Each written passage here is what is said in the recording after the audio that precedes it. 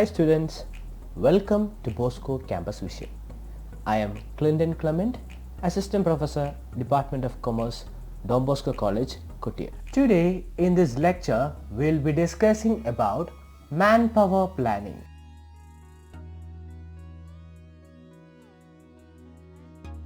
Manpower planning is the process of estimating the optimum number of people required for completing a project, task or a goal within time.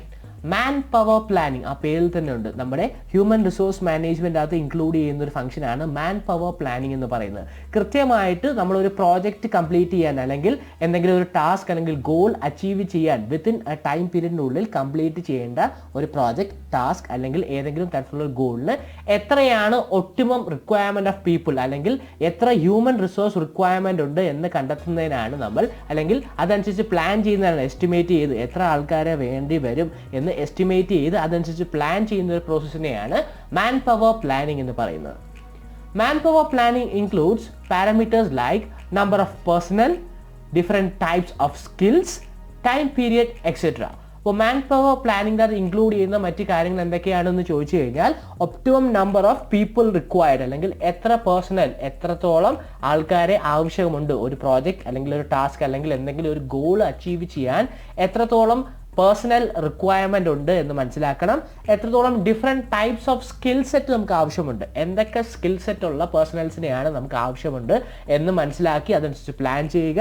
And time period, എത്ര ടൈമിനുള്ളിലാണ് നമുക്ക് ഇത്ര requirement ഉണ്ടാകുന്നത് എന്ന്, അല്ലെങ്കിൽ വരാൻ പോകുന്ന time ഇത്ര ടൈമിനുള്ളിൽ നമുക്ക് എത്ര റിക്വയർമെന്റ് ഉണ്ടാകും, അതനുസരിച്ച് എത്ര പേഴ്സണലിന്റെ ആവശ്യമുണ്ട് എന്നെല്ലാം പ്ലാൻ ചെയ്യുന്ന ഒരു പ്രോസസ്സാണ് മാൻ power planning.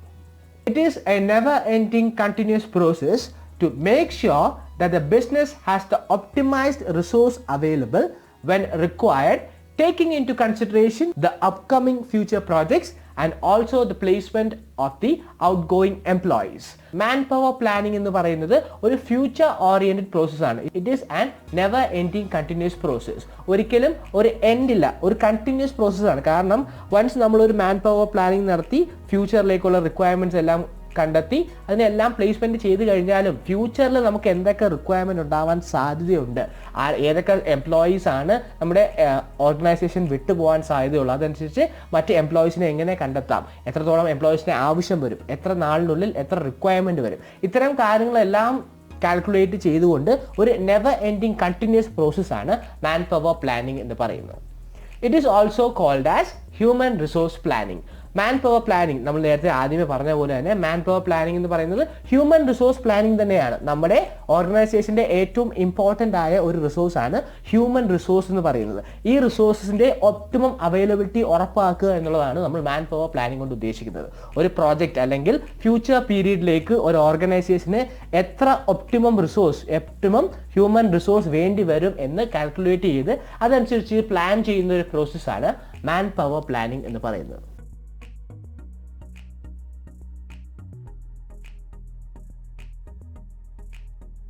Now let us look into the process of manpower planning. HR department of every company has to constantly keep an eye on the human resources that the company has. With every possible events like change, industry dynamics, increase in business requirements, skill required for a particular technology, etc., the need for having better resources increases. അപ്പോൾ ഒരു മാൻ power planning process എന്ന് പറയുന്നത് ഒരു never ending process ആണ്. നമ്മൾ നേരത്തെ പറഞ്ഞു, ഒരു HR ഡിപ്പാർട്ട്മെന്റ് അല്ലെങ്കിൽ ഹ്യൂമൻ റിസോഴ്സ് ഡിപ്പാർട്ട്മെന്റ് എന്ന് പറയുന്നത് കണ്ടിന്യൂസ് ആയിട്ട് നമ്മുടെ റിസോഴ്സിനെ കുറിച്ചുള്ള കാര്യങ്ങൾ കൃത്യമായിട്ട് മോണിറ്റർ ചെയ്തിരിക്കണം.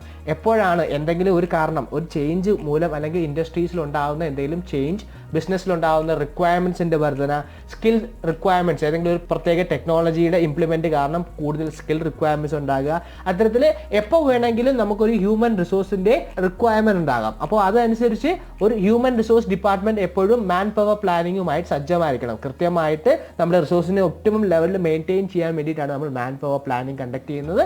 അപ്പോൾ ഇത്തരത്തിൽ ഒരു ഹ്യൂമൻ റിസോഴ്സ് ഡിപ്പാർട്ട്മെന്റിലെ മാൻ പവർ പ്ലാനിങ് സെക്ഷൻ കൃത്യമായിട്ട് എല്ലാ കാര്യങ്ങളെയും മോണിറ്റർ ചെയ്തുകൊണ്ടിരിക്കണം. The process and steps for having manpower planning are as below. First, undertaking the existing workforce, forecasting for the future, requirement and selection, and training the employees. These are the different steps included in manpower planning.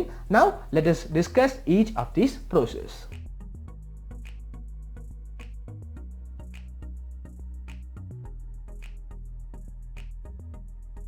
At first, understanding the existing workforce. The HR department has to thoroughly understand the manpower available with the company. He should examine the background, skill set, qualification, location, etc. of the entire workforce so that they have a good idea regarding the pool of talents which the company has.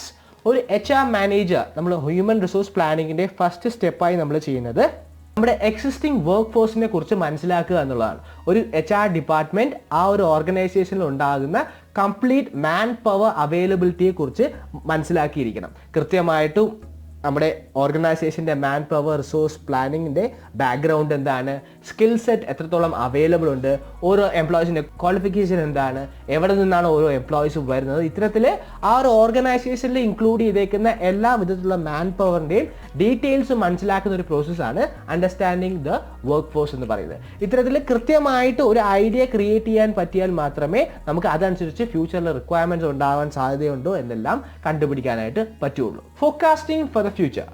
With constant changes in business requirements, companies must understand the future trend and which type of employees would be best suited for the organization. Hence, companies must examine, evaluate and forecast the type of employee workforce they want in the future year. അപ്പോൾ രണ്ടാമത്തെ സ്റ്റെപ്പിൽ നമ്മൾ ചെയ്യുന്നത് forecasting for the future. എപ്പോഴും human resource management എന്ന് പറയുന്നത് present റിക്വയർമെന്റ്സിനെ meet ചെയ്യുന്ന ഒരു പ്രോസസ്സ് മാത്രമല്ല, it is A never ending continuous process. നമ്മുടെ ഫ്യൂച്ചർ റിക്വയർമെന്റ്സ് ഉണ്ടാവാൻ സാധ്യതയുള്ള എന്തൊക്കെയാണ്, ഒരു ബിസിനസ് ആകുമ്പോൾ അതിൻ്റെതൊക്കെ ചേഞ്ചസ് ഉണ്ടാവും, ചേഞ്ചസ് അനുസരിച്ച് കൂടുതൽ റിക്വയർമെന്റ്സ് ഉണ്ടായിക്കൊണ്ടിരിക്കും. അതുകൊണ്ട് തന്നെ ഒരു ഓർഗനൈസേഷനിൽ ഇൻക്ലൂഡ് ചെയ്തേക്കുന്ന സ്കിൽ സെറ്റ് എന്താണെന്ന് മനസ്സിലാക്കി കഴിഞ്ഞു കഴിഞ്ഞാൽ നമുക്ക് കൃത്യമായിട്ട് എത്ര നാൾ ഒരു എംപ്ലോയി വർക്ക് ചെയ്യും, എത്ര നാൾ കഴിഞ്ഞാൽ എംപ്ലോയി മാറിപ്പോകാൻ സാധ്യതയുണ്ട്, ഇതെല്ലാം കൃത്യമായിട്ട് ഐഡന്റിഫൈ ചെയ്യാൻ പറ്റും. അതുകൊണ്ട് തന്നെ ഫ്യൂച്ചറിൽ എത്രത്തോളം റിക്വയർമെന്റ് ഉണ്ട്, എങ്ങനെയായിരിക്കും റിക്വയർമെന്റ് ഉണ്ടാകാൻ പോകുന്നത്, കൃത്യമായിട്ട് ഒരു ഫോർകാസ്റ്റ് ചെയ്യാനായിട്ട് നമുക്ക് പറ്റണം. സെക്കൻഡ് സ്റ്റേജിൽ നമ്മൾ ചെയ്യുന്ന കാര്യം ഇതാണ്, ഫ്യൂച്ചറിൽ എത്ര റിക്വയർമെന്റ് ഉണ്ടാവാൻ സാധ്യതയുണ്ട്, എന്ത് ടൈപ്പ് ഓഫ് വർക്ക് ഫോഴ്സിനെയാണ് നമുക്ക് ഫ്യൂച്ചറിൽ റിക്വയർമെന്റ് ഉണ്ടാകുക എന്നെല്ലാം മനസ്സിലാക്കിയതിന് ശേഷം അതിന് അനുസരിച്ചുള്ള ഒരു റിക്രൂട്ട്മെന്റ് സെലക്ഷനൊക്കെയാണ് പിന്നീട് നമ്മൾ കണ്ടക്ട് ചെയ്യുന്നത്.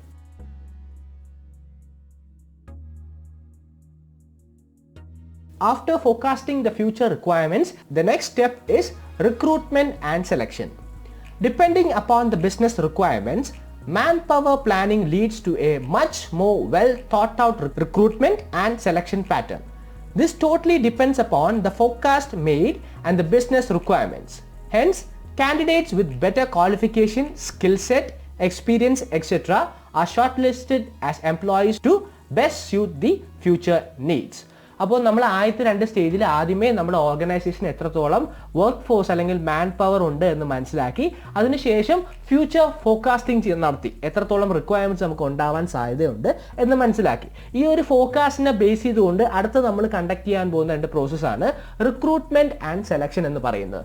അതായത് നമ്മുടെ ആ ഒരു ഫ്യൂച്ചറിൽ ഉണ്ടാകുന്ന റിക്വയർമെന്റ്സിനെ ഫുൾഫില്ല് ചെയ്യാൻ തക്കതായ qualifications, skill set and experience ഉള്ള എംപ്ലോയീസിനെ കണ്ടെത്തി അവരിൽ നിന്നും നമ്മൾ ഒരു ബെസ്റ്റ് സ്യൂട്ടഡ് എംപ്ലോയീസിനെ സെലക്ട് ചെയ്യുന്ന ഒരു പ്രോസസ്സാണ് റിക്രൂട്ട്മെന്റ് ആൻഡ് സെലക്ഷൻ എന്ന് പറയുന്നത്. അപ്പോൾ ഇത്തരത്തിൽ നമ്മുടെ ഫ്യൂച്ചർ ഫോർകാസ്റ്റ് ചെയ്ത റിക്വയർമെന്റ്സിനനുസരിച്ച് പുതിയ എംപ്ലോയീസ്, പുതിയ നമ്മുടെ റിക്വയർമെന്റ് ഉള്ള എത്ര സ്കിൽ സെറ്റ്, എത്രത്തോളം എക്സ്പീരിയൻസ്ഡ് അല്ലെങ്കിൽ എന്തൊക്കെ ടെക്നോളജീസ് യൂസ് ചെയ്യേണ്ട ആൾക്കാരെയാണ് നമുക്ക് ആവശ്യം എന്നെല്ലാം മനസ്സിലാക്കിയതിന് ശേഷം അതിനനുസരിച്ചുള്ള ആൾക്കാരെ കണ്ടെത്തി അവരെ ഷോർട്ട് ലിസ്റ്റ് ചെയ്ത് നമുക്ക് ആവശ്യകരമായ ഒരു ബെസ്റ്റ് സ്യൂട്ടഡ് എംപ്ലോയീസിനെ സെലക്ട് ചെയ്യുന്ന ഒരു പ്രോസസ്സാണ് റിക്രൂട്ട്മെന്റ് ആൻഡ് സെലക്ഷൻ എന്ന് പറയുന്നത്. Training the employees.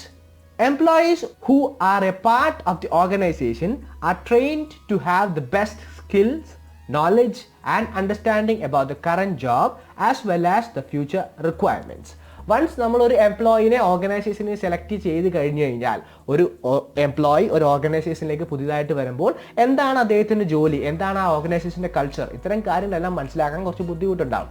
അതുകൊണ്ട് തന്നെ ആ ഒരു എംപ്ലോയിക്ക് തക്കതായ ട്രെയിനിങ് പ്രോഗ്രാംസ് കണ്ടക്ട് ചെയ്യേണ്ടതായിട്ട് വരും. അതിനാണ് നമ്മുടെ മാൻ പവർ പ്ലാനിങ്ങിൻ്റെ ലാസ്റ്റ് സ്റ്റെപ്പായിട്ട് നമ്മൾ കണ്ടക്ട് ചെയ്യുന്നത് ട്രെയിനിങ് ടു ദി എംപ്ലോയീസ്. ആ ഒരു ഓർഗനൈസേഷനിലേക്ക് അഡോപ്റ്റ് ചെയ്യാനായിട്ട് ആ എംപ്ലോയിക്ക് ആവശ്യകരമായ എല്ലാവിധ ട്രെയിനിങ്സും പ്രൊവൈഡ് ചെയ്യുക. എന്തൊക്കെ സ്കിൽ റിക്വയർമെൻറ്റ്സ് ഉണ്ട്, അദ്ദേഹത്തിന് എത്രത്തോളം നോളജ് പകർന്നു കൊടുക്കണം, ഏതൊക്കെ രീതിയിലാണ് ജോബ് ചെയ്യേണ്ടത്, ആ ഓർഗനൈസേഷൻ കൾച്ചർ എന്തൊക്കെയാണ്, ഇതെല്ലാം മനസ്സിലാക്കി കൊടുക്കുന്ന ഒരു ട്രെയിനിങ് സെക്ഷനാണ് നമ്മൾ മാൻ പവർ പ്ലാനിങ്ങിൻ്റെ ലാസ്റ്റ് സ്റ്റെപ്പായിട്ട് കണ്ടക്ട് ചെയ്യുന്നത്. All these above mentioned manpower planning steps helps organization become better prepared to adapt new technology, future industrial development and even to face off with competitors. അപ്പോൾ ഇത്തരത്തിൽ ഒരു ഓർഗനൈസേഷൻ്റെ human resource management wing കൃത്യമായിട്ടുള്ള മാൻ power planning conduct ചെയ്യുകയാണെങ്കിൽ ആ ഒരു ഓർഗനൈസേഷന് ഏത് തരത്തിലുള്ള ഒരു പുതിയ ടെക്നോളജിക്കൽ ചേഞ്ചിനെ ഫേസ് ചെയ്യാൻ പറ്റും, ഇൻഡസ്ട്രിയിൽ ഉണ്ടാകുന്ന ഏതൊരു ഡെവലപ്മെൻറ്റെയും അഡോപ്റ്റ് ചെയ്യാനും, മറ്റൊരു രീതിയിൽ പറയുകയാണെങ്കിൽ കോമ്പറ്റീറ്റേഴ്സിന് മുന്നിൽ കുറച്ചുകൂടെ ഒരു കോമ്പറ്റേറ്റീവ് എഡ്ജ് ക്രിയേറ്റ് ചെയ്യാനും മാൻ പവർ പ്ലാനിങ് ഒരു ഓർഗനൈസേഷനെ വളരെയധികം ഹെൽപ്പ് ചെയ്യും.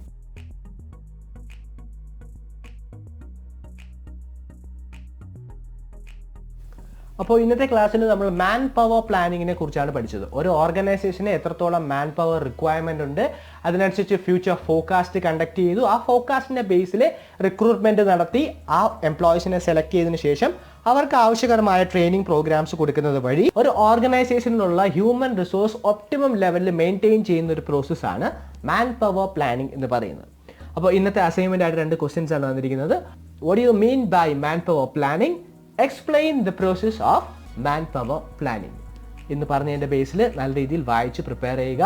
അപ്പോൾ ഇന്ന് പറഞ്ഞ കാര്യങ്ങളെല്ലാം മനസ്സിലായി എന്ന് വിശ്വസിക്കുന്നു. Thank you for listening. Have A nice day.